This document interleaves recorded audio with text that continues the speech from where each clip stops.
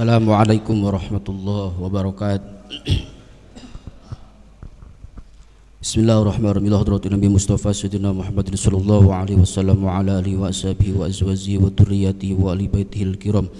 Khususan ila muallif hadal kitab wa ila khususan jami'i masyayikhina wa ila khususan nas'aluka bi syafaati wa nas'aluka bi barakati min bidaraini al-Fatihah. A'udzu billahi minasyaitonir rajim. Bismillahirrahmanirrahim. Alhamdulillahi rabbil alamin arrahmanir rahim maliki yaumiddin.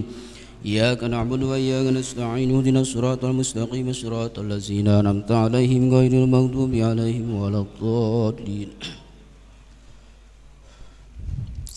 Fatihah yang selanjutnya kita khususkan kepada salah satu pengurus DKM Mushola Taqwa, yaitu Bapak Kaharjo, yang sampai saat ini beliau dirawat di Rumah Sakit Balaraja.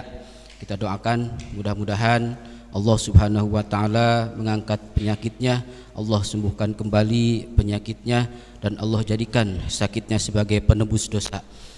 Dan kita doakan juga kepada seluruh kaum muslimin dan muslimat, khususnya yang ada di Mustika, mudah-mudahan Allah Subhanahu wa Ta'ala senantiasa memberikan kesehatan kepada kita semua. Amin ya Allah ya Rabbal alamin. Allahumma anta syafi la syifa syifa la yughadiru saqama. Al-Fatihah. A'udzu billahi minasyaitonir rajim. Bismillahirrahmanirrahim. Alhamdulillahi rabbil alamin arrahmanir rahim maliki yaumiddin. Iyyaka na'budu wa iyyaka nasta'in. Ihdinas siratal mustaqim siratal ladzina an'amta 'alaihim ghairil maghdubi 'alaihim waladdallin. Bismillahirrahmanirrahim. Alhamdulillahirabbil alamin wa bihi nasta'inu ala umuri dunya waddin. Wassalatu wassalamu ala asrafil anbiya'i wal mursalin sayyidina wa maulana Muhammadin wa ala alihi wa sahbihi ajma'in. Amma ba'du. Bismillahirrahmanirrahim. Faslun yusannu raf'ul yadaini fi arba'atin mawadi. Inda takbiratul ihram wa indar ruku wa indal i'tidal wa indal qiyam minat tasyahudil awal. Sadaqallahul azim. Para hadirin jamaah rahimakumullah yang sama-sama dirahmati Allah Subhanahu wa Ta'ala. Alhamdulillahirabbil alamin. Pada kesempatan pagi hari ini kita semua masih diberikan kesehatan oleh Allah Subhanahu wa Ta'ala, masih diberikan kekuatan oleh Allah Subhanahu wa Ta'ala, sehingga pada saat ini kita semua bisa berkumpul dalam rangka tholabul ilmi. Mudah-mudahan kumpulnya kita di sini mendapatkan rahmat dan maghfirah Allah Subhanahu wa Ta'ala. Amin ya Allah ya Rabbal alamin. Para hadirin jamaah rahimakumullah yang sama-sama dirahmati Allah Subhanahu wa Ta'ala. Melanjutkan kajian fikih kitab Safinatun Najah. Masalah sunat di dalam sholat.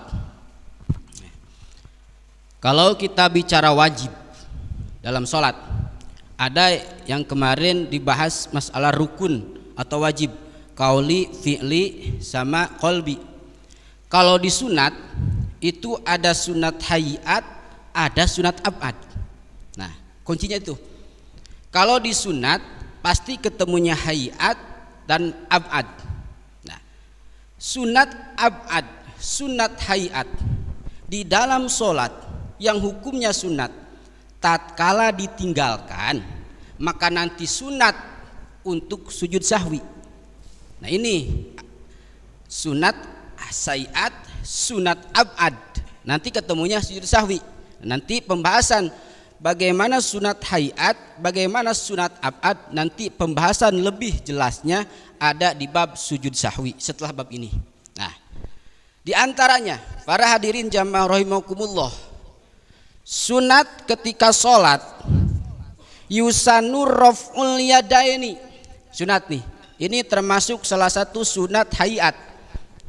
Sunat di dalam sholat itu raf'ul yadaini, mengangkat kedua tangan. Ini sunat hukumnya, mengangkat kedua tangan. Mengangkat kedua tangan dari mulai takbiratul ihram sampai salam. Setiap rukun fi'li, rukun yang dikerjakan itu sunat memakai takbir intikal. Tapi enggak semua takbir intikal takbir perpindahan dari rukun satu ke rukun yang lain mesti angkat tangan, mesti mengangkat tangan. Gak mesti semuanya seperti itu. Ada tempatnya, ada bagian-bagiannya. Maka disunatkan ketika sholat yusanu raf'ul yadain, mengangkat kedua tangan fi arba'atin maudiin, di dalam 4 tempat, cuma 4. Dari mulai takbiratul ihram sampai salam, sunat mengangkat kedua tangan itu hanya di 4 tempat, Pak. Hanya di 4 tempat. Perhatikan. Nah, wa hikmatu raf'ul yadaini fi sholati kama qala asy-Syafi'i rahimahullahu taala ta'dimuhu ta'ala haitsu jama baina i'tiqadil qalbi wa nutqil lisan al murtarjami anhu wa amalil arkan. Nah, tujuannya, hikmahnya, disunatkannya mengangkat kedua tangan sambil mengucapkan lafaz Allahu Akbar di dalam sholat. Hikmahnya apa?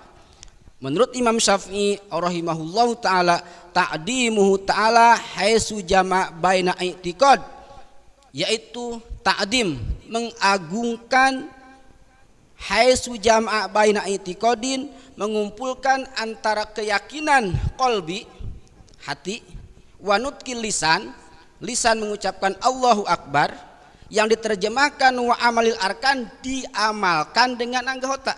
Itu hikmahnya. Hati hadirkan Allahu Akbar, hati hadirkan bahwa ini mengagungkan nama Allah. Lisan mengucapkan Allahu Akbar, anggota tubuh mengangkat Allahu Akbar, maka ini isyarat sebagai mengagungkan asma Allah dengan cara mengangkat tangan. Ya Allah ya Rabbi ya Karim. Hebat Imam Syafi'i.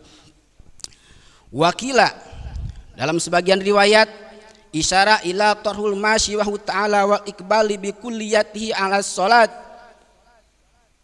Dalam riwayat yang lain, mengangkat kedua tangan itu supaya membuang perkara selain Allah, Pak, dalam salat. Kadang-kadang kan kita dalam salat semua perkara yang hilang ketemu. Setiap perkara yang hilang ketika dalam sholat pasti ketemu.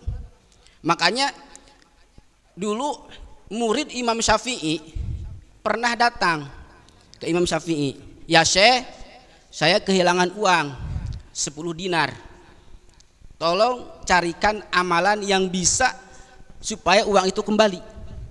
Imam Syafi'i nggak ngasih wirid. Kata Imam Syafi'i, wahai muridku, nanti malam kamu sholat berapa rakaat ya Syekh? Terserah, mau 1 rakaat, 2 rakaat, 3 rakaat, 5 rakaat, terserah.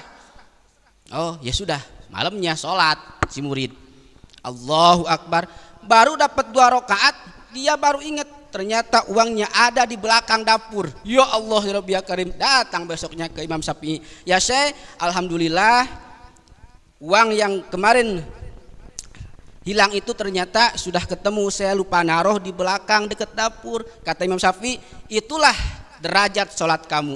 Maka berarti kamu jauh dari Allah. Sholat hanya sebagai anggota tubuh gerak, tapi hatinya kamu fokus ke urusan dunia. Ini Imam Syafi'i. Ya Allah ya Karim. Itulah sholat kita.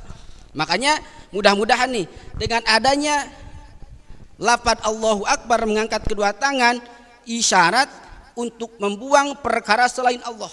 Setidaknya seperti itu. Ini versi Imam Syafi'i. Ya Allah ya Rabbi ya Karim. Ini masalah pengangkat tangan dalam sholat. Nah, hadisnya disunatkannya mengangkat kedua tangan ketika sholat, banyak hadisnya. Nah, di antaranya hadis Ibnu Umar. Kata Ibnu Umar, kana yarfa'u yadaihi hadwa mangkibaihi idab tata sholata wa idha kabbarul ruqi wa idha rafa'a ra'sahu minar ruku rafa'ahu kadzalika aidon wa qala sami Allahu liman hamidah. Karena bukti Kanjeng Nabi yarfa'u yadahi hadwa mangkibaihi, Kanjeng Nabi ketika akan memulai idab tata sholat, ketika akan memulai sholat, Kanjeng Nabi selalu mengangkat kedua tangan. Hadwa mangkibaihi, pas kedua pundak di sini. Nah, nanti kita bahas. Ini cara pengangkatan tangan versi 4 madhab. Nah, wa idza kabara ruku'i wa idza rafa'a ra'sahu, ketika Nabi akan ruku dan ketika Nabi akan bangun dari ruku i'tidal, maka Nabi selalu mengangkat kedua tangan. Nah, wa qala sami Allahu liman hamidah rabbana walakal ham. Wa kana la yaf'alu dzalik fi sujud. Nabi tidak melaksanakan, tidak melakukan mengangkat kedua tangan fi sujudi ketika akan sujud. Nah, banyak hadisnya. Nah, di antaranya kana idza kabaro rafa'a yadayhi hatta yuhadi fihi ma udunaihi. Nah, dah.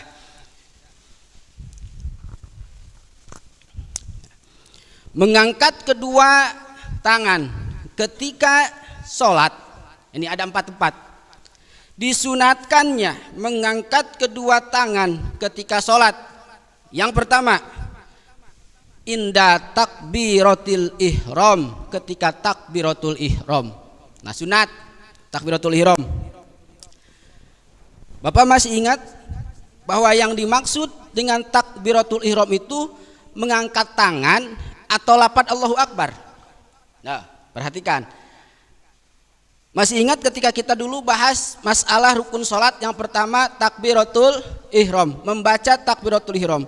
Yang dimaksud takbiratul ihram itu mengangkat tangannya atau lafaz Allahu Akbarnya.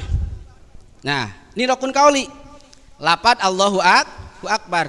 Lafaz Allahu Akbar ketika takbiratul ihram, Allahu Akbar, itu wajib, Pak. Karena termasuk rukun qauli, rukun yang memang harus diucapkan. Yang dimaksud takbiratul ihram itu bukan mengangkat tangannya, tapi lafaz Allahu Akbarnya. Adapun mengangkat tangan yusanu, disunatkan. Tuh.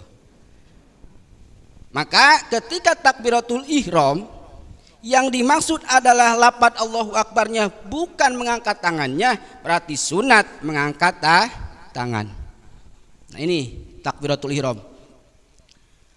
Berarti ketika ada orang sholat, misalkan seperti ini, usolli fardhu subhi rakaataini mustaqbilal kiblati ma'muman lillahi ta'ala. Pakai usolli atau enggak pakai usolli enggak masalah.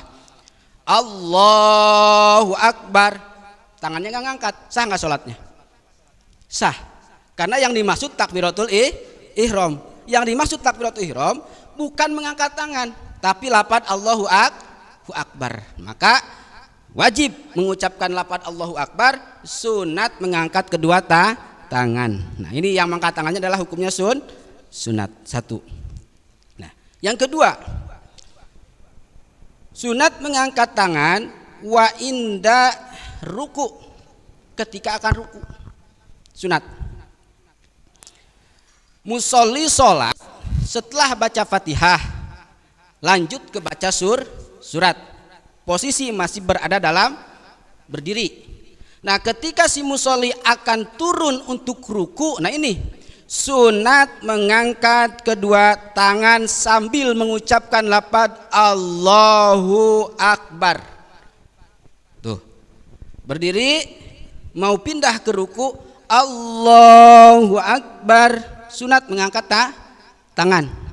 Nah, adapun takbir lafaz Allahu Akbar di situ bukan takbiratul ihram, tapi takbir intikal, takbir perpindahan dari rukun satu ke rukun selanjutnya. Adapun di situ mau mengangkat tangan atau enggak mengangkat tangan, mau mengucapkan lafaz Allahu Akbar atau tidak, itu enggak masalah. Karena bukan takbiratul ihram.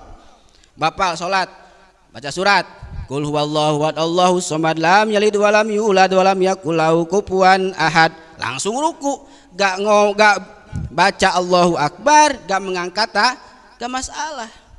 Karena di situ takbir, di situ lafaz Allahu Akbar bukan lafaz takbiratul ihram sunat, itu takbir intikal, Pak. Nah, yang di dalam sholat wajib membaca takbiratul ihram itu cuma 1. Ketika takbiratul ihram wajib itu Allahu Akbarnya harus kedengar, harus diucapkan. Gak boleh berbisik-bisik, gak boleh dalam hati, wajib diucapkan ketika takbiratul ihram. Adapun di lain selain takbiratul ihram, takbir intikal disebutnya, takbir perpindahan dari rukun satu ke rukun selanjutnya, itu hukumnya sunat. Nah, paham ya? Wa inda ruku, ketika akan ruku sunat untuk membaca takbir, sunat untuk mengangkat kedua tangan, Allahu Akbar, ruku. Setelah ruku, sunat kembali wa indal i'tidalin, ketika i'tidal. Nah, sunat mengangkat kedua tangan. Ruku, Allahu Akbar. Bangun dari ruku, sami Allahu liman hamidah. Sunat mengangkat kedua tangan, sami Allahu liman hamidah, sunat. Nah, lanjut setelah i'tidal sami Allahu liman hamidah, pasti si musolli sujud. Allahu Akbar, takbir intikal tuh. Tapi nggak sunat mengangkat tangan. Nggak sunat mengangkat tangan. Ketika si musolli bangun dari i'tidal, sami Allahu liman hamidah, sunat mengangkat kedua tangan. Ketika mau sujud si musolli nggak sunat mengangkat tangan. Allahu Akbar, sujud. Nggak disunatkan untuk mengangkat kedua tangan. Setelah sujud, bangun dari sujud menuju duduk antara dua sujud, maka enggak disunatkan untuk mengangkat kedua tangan. Paham ya? Enggak disunatkan. Nah, kenapa? Wakana, dan bukti Kanjeng Nabi la yaf'alu dzalika fis sujud. Nabi tidak mengerjakan mengangkat kedua tangan fis sujud, ketika akan sujud atau bangun dari sujud. Nah, itu hadisnya. Maka tidak disunatkan ketika mau sujud, bangun dari sujud untuk mengangkat kedua tangan. Nah, yang terakhir, sunat mengangkat kedua tangan itu wa indal qiyam minat tasyahhudil awal. Yang terakhir, sunat kembali mengangkat kedua tangan ketika bangun dari tasyahud awal di rakaat kedua menuju rakaat ketiga. Berarti ketika kita sholat dari rakaat pertama untuk menuju rakaat kedua, itu tidak disunatkan untuk mengangkat kedua tangan. Berarti sholat yang bangsa 2 rakaat seperti sholat subuh tadi gak disunatkan ketika bangun dari rakaat pertama menuju rakaat kedua untuk mengangkat tangan. Mengangkat kedua tangan disunatkan ketika mau bangun untuk berdiri, itu hanya berlaku bagi sholat yang 3 rakaat, berlaku bagi sholat yang 4 rakaat. Adapun sholat yang bangsa 2 rakaat, baik sholat subuh ataupun sholat sunat, maka tidak disunatkan untuk mengangkat kedua tangan. Tuh, tidak disunatkan. Bahkan bisa menjadi batal sholatnya, Pak, kalau gerakannya 3 kali. Nah, ini hati-hati. Ketika kita gerak, walaupun geraknya memang mengangkat kedua tangan tapi bukan di tempatnya, bisa jadi gerakan itu melebihi 3 gerakan, bisa jadi sholatnya batal. Saya contohkan. Allahu Akbar, 1 gerakan. Allahu Akbar, 2 gerak. Langsung gini, Allahu Akbar, 3 gerak, batal sholatnya. Kalau memang mengangkat kedua tangannya bukan di tempatnya. Ini 3 gerakan. Ketika 3 gerakan dalam sholat lagwi, itu menjadi batal sholatnya. Ya Allah, sudah biarkan. Makanya hati-hati. Hal sepele tapi bisa jadi berakibat fatal. Di antaranya ini, ketika kita bangun dari rakaat pertama menuju rakaat kedua, tidak disunatkan untuk mengangkat tangan. Tapi sunat mengangkat tangan itu ketika kita akan berdiri menuju rakaat ketiga setelah tasyahud awal. Paham ya? Setelah tasyahud awal. Nah, adapun sholat yang bangsa 2 rakaat enggak disunatkan karena enggak ada tasyahud awal. Nah, yang disunatkan itu adalah tasyahud awal. Ketika berdiri dari tasyahud awal, berarti di rakaat kedua menuju rakaat ketiga, itu hukumnya disunahkan. Baik, para hadirin jamaah rahimakumullah yang sama-sama dirahmati Allah Subhanahu wa taala. Sunat mengangkat kedua tangan, sunat. Tapi ketika takbiratul ihram, posisi tangan, ini posisi tangan. Setelah takbiratul ihram, posisi letak tangan itu di mana? Nah, ini kadang-kadang kita pernah melihat, Pak. Ada yang di atas dada, betul. Ada yang di perut, ada yang di bawah perut. Nah, sebenarnya ini yang benar yang mana? Dari cara proses pengangkat tangannya pun kadang-kadang kita sering banyak perbedaan. Nah, ada yang mengangkat tangan seperti ini, Allahu Akbar.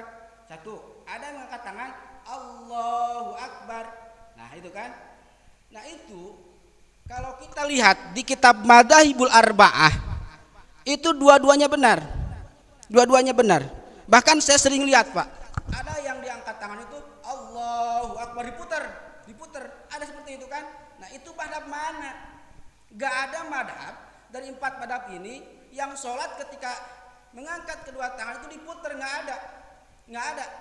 Tapi kalau posisinya di dada, terus di bawah, di atas pundak, pas pundak, itu ada keterangannya pun jelas, hadisnya pun jelas. Nah, yang pertama hadis tadi Ibnu Umar, karena bukti kanjeng Nabi yarfa'u yadaihi, mengangkat kedua tangan, inda waman kibaihi, pas kedua pundak.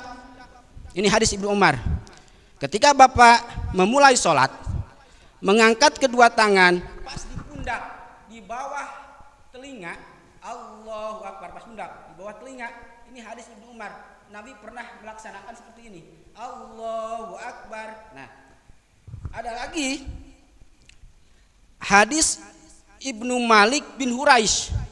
Kata Ibnu Malik bin Huraish, karena bukti kanjeng Nabi idza kabaro, di mana-mana Nabi takbir, rafa'a yadaihi hatta yuhadiya bihima udunaihi. Nabi takbiratul ihram, maksudnya mengangkat kedua tangan, hatta yuhadiya bihima udunaihi, sampai telinga. Nah, sampai telinga. Ini yang dipakai oleh Imam Syafi'i. Allahu Akbar. Nah, ujung jari jemari sampai sama ujung kuping. Nah, ini hadis daripada Malik bin Huraish. Ini yang dipakai oleh madhab Syafi'i. Allahu Akbar. Nah, ini hadapkan ke kiblat. Jangan gini. Hadapkan ke kiblat. Di posisi seperti ini tangannya. Allahu Akbar. Tuh, Allah. Ini usahakan menghadap kiblat. Nah, adapun yang seperti ini itu benar, Nabi pun pernah melaksanakan. Ketika Nabi memulai sholat, Nabi menaruh ataupun mengangkat kedua telapak tangan di dada seperti ini, Allahu Akbar. Nabi benar dua-duanya benar, jadi jangan dipermasalahkan. Mau yang mengangkat tangannya sampai kuping, mau mengangkat tangannya sampai dada, dua-duanya benar. Dua-duanya benar, jelas hadisnya, jelas keterangannya. Nah, setelah mengangkat kedua tangan, maka posisi tangan diam itu di mana? Nah, ini kana nas yu'maruna ayyadu rajulu yadahu al-yumna ala diraihi al-yusra fi salat. Kata Nabi, manusia diperintahkan agar laki-laki meletakkan tangan kanan di atas lengan tangan kiri. Posisi takbiratul ihram, mengangkat kedua tangan, Allahu Akbar. Posisi tangan kiri di bawah, tangan kanan di atas. Tangan di atas. Itu perintah kanjeng Nabi. Cuman karena mayoritas fikih itu 4 madhab, berarti dari sini banyak versi yang mengatakan ketika Nabi sholat menaruh telapak tangannya itu beda-beda.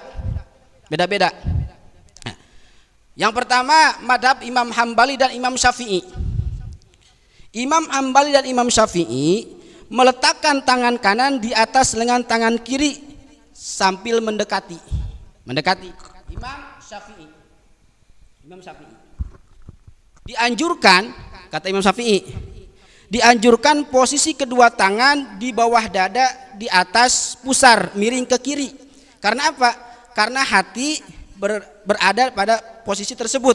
Nah, sehingga tangan berada pada anggota yang paling mulia, hati. Ini versi Imam Syafi'i. Versi Imam Syafi'i. Nih, takbirnya seperti ini. Mengangkat tangannya. Allah, ini menghadap kiblat, ini di bawah telinga. Allahu Akbar. Nah, seperti ini. Di bawah dada. Tapi dia miring ke sebelah kiri. Ini versi Imam Syafi'i. Madhab Imam Syafi'i. Sebelah kiri, karena hati berada di sebelah kiri. Ini anggota yang paling mulia adalah hati. Ini seperti ini. Nah, posisi jari ini ketika kita sholat Imam Syafi'i, maka 2 jari ini ditaruh di atas. Tuh, seperti ini.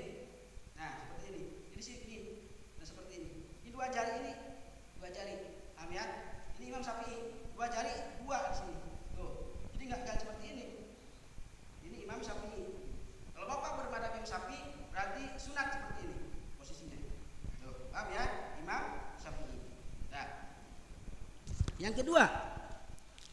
Nah, dasarnya apa? Kok Imam Syafi'i berani memfatwakan ketika mengangkat tangan seperti tadi, menaruh tangan seperti itu? Nah, hadisnya Wa'il bin Huzair. Nah, Imam Syafi'i berpatokan kepada hadis Wa'il bin Huzair. Kata Wa'il bin Huzair, saya melihat Rasulullah Shallallahu Alaihi Wasallam sholat. Rasul meletakkan kedua tangannya di atas dadanya. Nah, salah satu tangannya di atas yang lain. Nah, ini yang di atas dada. Ini madhab Imam Maliki. Imam Syafi'i tadi seperti tadi posisinya adalah di bawah dada. Adapun yang di atas dada, nah ini berarti Imam Hanafi. Hadis Wa'il bin Huzair. Nah, fahuwa ayyaj'ala batinun kafi al-yumna al-dhahiri kaifa yusra. Meletakkan telapak tangan kanan di atas punggung tangan kiri. Di atas punggung tangan kiri. Meletakkan telapak tangan kanan di atas punggung tangan kiri. Ini Imam Hanafi. Kalau Imam Syafi'i tadi di atas lengan, maka Imam Hanafi di atas punggung tangan. Di sini berarti Allahu Akbar. Nah, ini posisinya seperti ini. Nah, mau di sini enggak masalah. Sini telat seperti ini kan? Berarti ini Imam Hanafi. Allahu Akbar. Nah, kadang ini enggak masalah. Allahu Akbar. Kalau di sini kadang tengah. Yang penting posisi tangan kiri ini itu tangan kanan di atas ini. Ini Imam Hanafi. Ya, masih seperti itu. Jadi jangan ribut. Mau di atas dada, mau di bawah dada, semuanya benar. Itu hanya sebatas sunat kok. Sunat dipermasalahkan, yang ribut orang-orang yang belum paham. Nah, ini sang salahnya. Ketika kita perbedaan dalam madhab imam yang 4 itu enggak masalah. Yang penting satu tujuan, itu mengerjakan perintah Allah, yaitu sholat. Jangan ribut. Nah, ada lagi versi Imam madhab Maliki. Nah, madhab Maliki beda dengan madhab Syafi'i, Hanafi, Hambali. Nah, kalau Imam Hambali tadi sama persis dengan Imam Syafi'i. Tapi kalau Imam Maliki beda, Pak. Nah, mungkin kalau di Indonesia diterapkan madhab Maliki agak aneh. Tapi kalau di Arab rata-rata Maliki lah hampir 50%, 60%.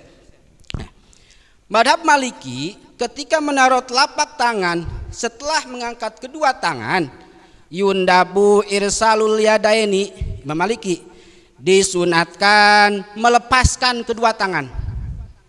Bisolati di dalam solat, biqaurin dengan lentur, la bikuatin bukan dengan kekuatan. Ini Imam Maliki.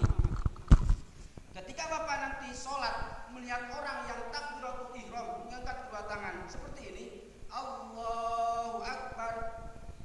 Imam Malik Pak, jangan ditegur. Jadi Imam Malik itu disunatkan ketika mengangkat kedua tangan tidak bersedekap. Nah, tidak seperti ini sholatnya, tapi Allahu Akbar seperti ini. Tapi la bikuatin, jangan ada kekuatan. Artinya jangan seperti ini. Kalau kita bermadhab Imam Maliki, Allahu Akbar, nah seperti ini, tegak kayak tentara membangun perang baris. Ini nggak boleh kata Imam Maliki. Jadi lentur, yuqaurin, lentur, Allahu Akbar, biasa-biasa aja. Nah, bahkan Imam Malik boleh bersedekap di dalam sholat sunat. Imam Malik. Allah, ini bicara madhab Imam Malik. Allahu Akbar. Ini disunatkan ketika kita sholat sunat, bersedekap seperti ini. Adapun dalam sholat wajib versi Imam Maliki itu makruh bersedekap, makruh hukumnya. Nah, ini karena bersandar alasannya. Panjang kalau bicara masalah alasan. Ini adalah versi Imam Maliki, mengangkat kedua tangan sunat, tapi menaruh tangan makruh dalam sholat wajib. Adapun dalam sholat sunat itu nggak masalah, versi Imam Malik. Adapun menaruh kedua tangan Mau versi mana silahkan. Tapi kita ingat, kita harus bertaklid. Gak boleh kita tidak bertaklid. Karena kita bukan mustahil, berarti kita wajib bertaklid. Ke siapa? Keempat madahibul arba'ah. Ahli sunnah wal jamaah mewajibkan untuk bertaklid karena kita bukan mustahid. Silakan Syafi'i, Hanafi, Hambali, Maliki, silakan. Nah, silakan ya. Yang penting kita bermadhab, ada yang dipertanggungjawabkan. Nah, adapun kasus kan sah-sah saja Pak kalau sholat seperti ini. Allahu Akbar, enggak diturunkan. Ini seperti ini. Sholat sah enggak? Sah. Cuman nanti bakal pertanyaan, berarti ini madhab apa? Madhab alumni grogol. Orang stres berarti. Nah, kenapa? Sah-sah saja seperti itu. Allahu Akbar, enggak turunin. Sah. Cuma nanti mungkin wah, orang edan lepas ini mah. Aduh, ya Allah ya Rabbi Karim. Jadi enggak masalah ya. Mau mengangkat tangan ataupun tidak mengangkat tangan itu hukumnya sunat. Menaruh tangan atau enggak, posisinya mau di mana silahkan. Yang penting kita ikutin sunat sholat, karena barang siapa yang mengikuti mengerjakan sunat dalam sholat berarti ia sudah mendapatkan pahala. Nanti pembahasan selanjutnya ketika orang meninggalkan sunat hayat, orang meninggalkan sunat abad, itu seperti apa sholatnya. Nanti pembahasannya di masalah bab sujud sahwi lebih jelasnya. Nah, baik. Nah, beres setelah melaksanakan kedua telapak tangan diangkat. Saya ulangi, sunat mengangkat kedua telapak tangan. Yang pertama ketika takbiratul ihram, ketika mau ruku, ketika mau i'tidal sami Allahu liman hamidah, terus ketika bangun dari tasyahud awal. 4 tempat. Di tempat yang lain selain 4 tempat maka tidak disunahkan. Nah, paham ya? Ya. Beres masalah raf'ul yadain. Nah, sekarang sunnah kembali. Nah, sunnah kembali dalam sholat itu ada yang disebut saktatus sholah. Mungkin bapak-bapak pernah dengar, kalau dulu pernah ngaji kitab Safinah, ada bab pasal tentang saktatus sholat. Saktatus sholat itu berhenti sejenak, istirahat sejenak dalam sholat. Nah, biqadrin subhanallah, seukuran baca subhanallah, sunat saktatus sholat, berhenti istirahat sejenak. Nah, saktatus sholat sittatun baina takbiratul ihram wa du'ail iftitah. Nah, ini berhentinya Pak seukuran baca subhanallah, jangan berhenti lama. Kalau berhenti lama di berdiri seukuran Fatihah, contoh misalkan Bapak i'tidal sami Allahu liman hamidah, lama berdirinya seukuran baca Fatihah, batalat sholatuhu, batal sholatnya. Bapak berdiam diri dari sujud terus duduk antara sujud dua, diamnya duduknya seukuran baca tasyahud, maka batal sholatnya. Bapak duduk istirahat, ada kan duduk istirahat. Nah, mau berdiri ke rakaat selanjutnya, ada duduk istirahat setelah sujud kedua, ya kan? Nah, duduknya di situ sama ukurannya, bahkan melebihi ukuran tasyahud awal, batalat sholatu, batal sholatnya. Nah, maka yang dimaksud di sini saktatus sholat yang 6 ini adalah seukuran baca subhanallah. Seukuran baca subhanallah. Ya, seukuran baca subhanallah seperti apa? Ya, enggak nyampe 1 detik. Nah, cuma ini sunat. Nah, yang pertama baina takbiratul ihram wa du'ail iftitah. Kalau Bapak dari awal sholatnya berjamaah misalkan dari awal, atau sholat munfarid, sholat sendiri, ketika Bapak baca takbiratul ihram Allahu Akbar, pasti Bapak baca doa iftitah. Nah, dari lafaz Allahu Akbar ke doa iftitah itu mesti dibatasi seukuran baca subhanallah. Berarti jangan seperti ini. Misalkan sholli fardhu bi rakaataini mustaqbil berarti ada alillahi ta'ala Allahu Akbar, Allahu Akbar kabiro. Ketika enggak ada jeda, maka sunat Allahu Akbar, berhenti sebentar seukuran subhanallah, langsung masuk ke doa iftitah. Nah, itu sunat ya, saktatus sholat disebutnya. Nah, satu. Yang kedua, wa baina du'al iftitah wa ta'ud. Setelah Bapak beres baca doa iftitah mau ke Fatihah, sunat baca ta'ud. Tapi jarak antara akhir daripada iftitah ke ta'ud itu harus dibatasi, artinya harus dikasih jeda seukuran baca subhanallah, ya. Seperti itu.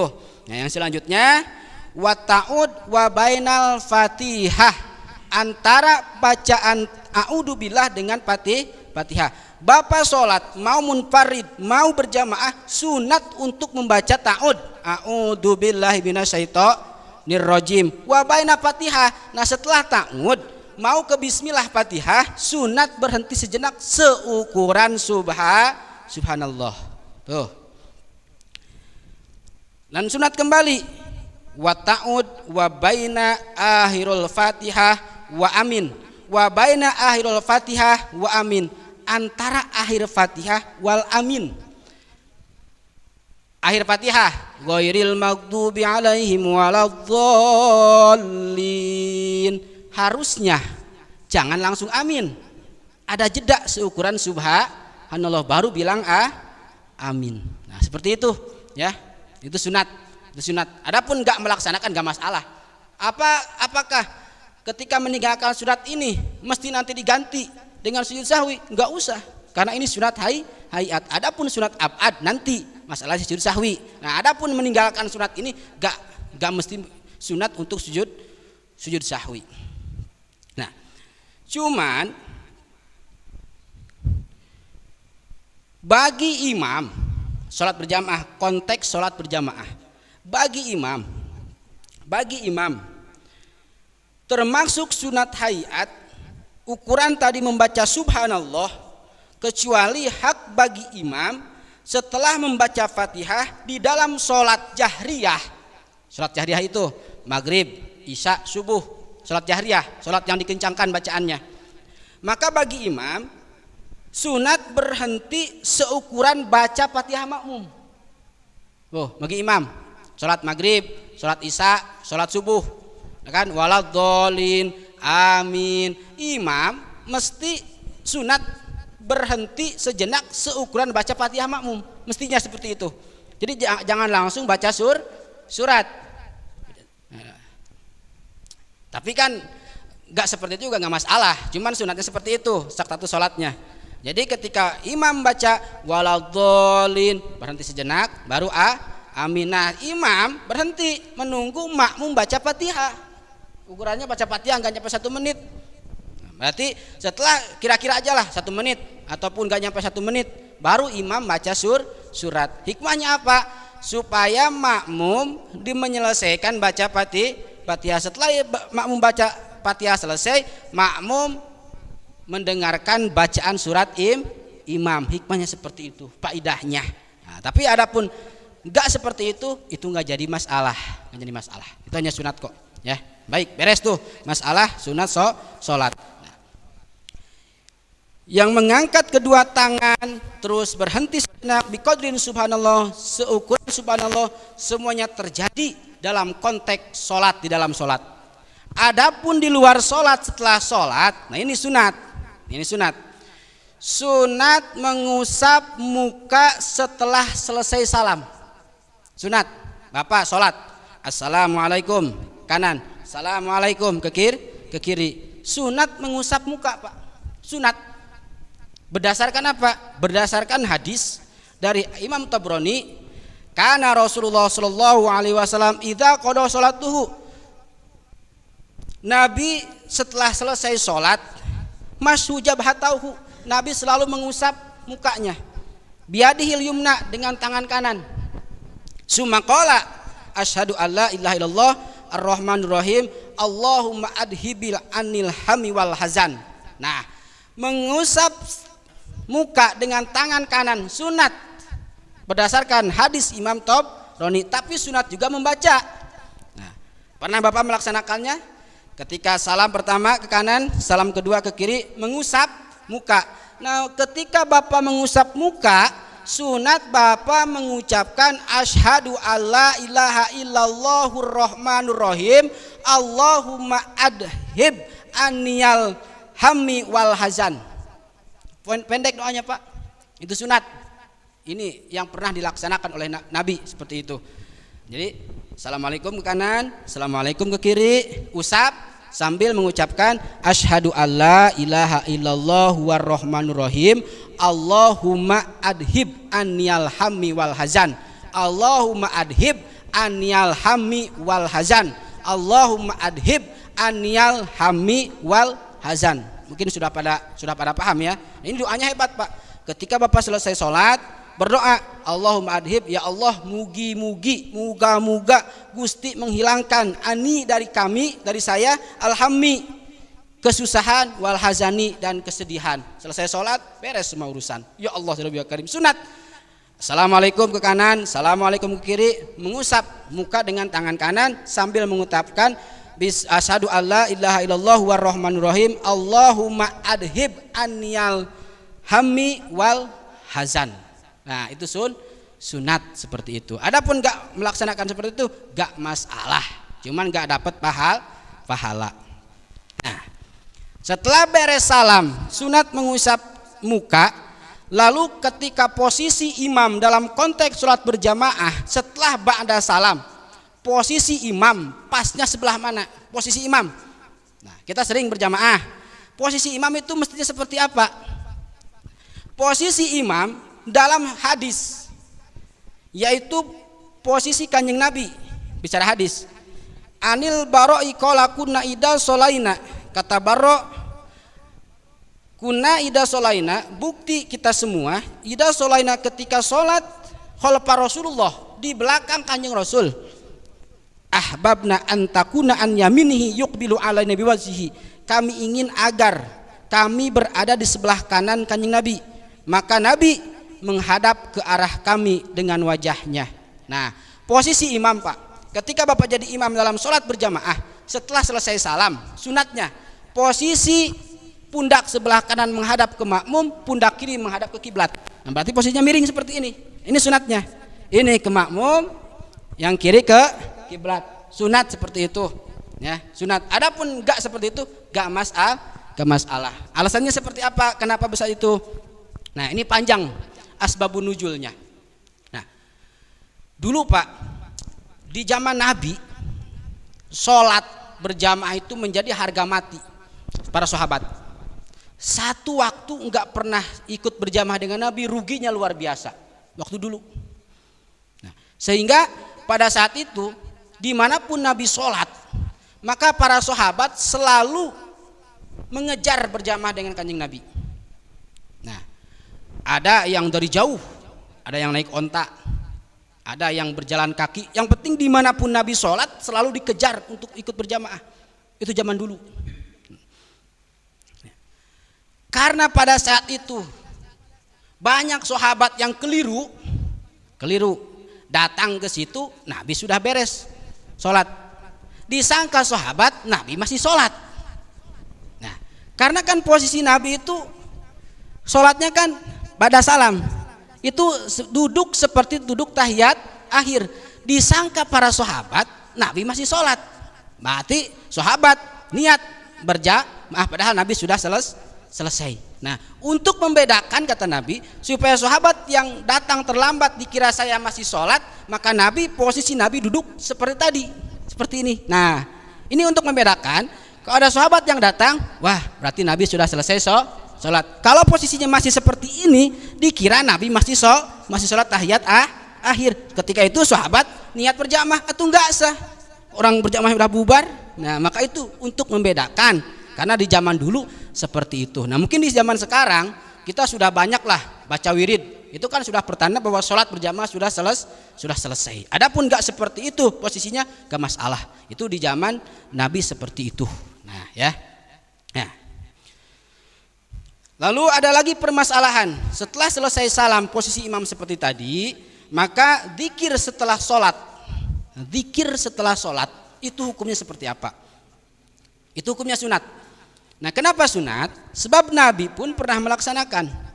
Dalam satu riwayat hadis, katakan karena Rasulullah Shallallahu Alaihi Wasallam idan sorofa, di mana Nabi selesai min solatihi dari solatnya Kanjeng Nabi,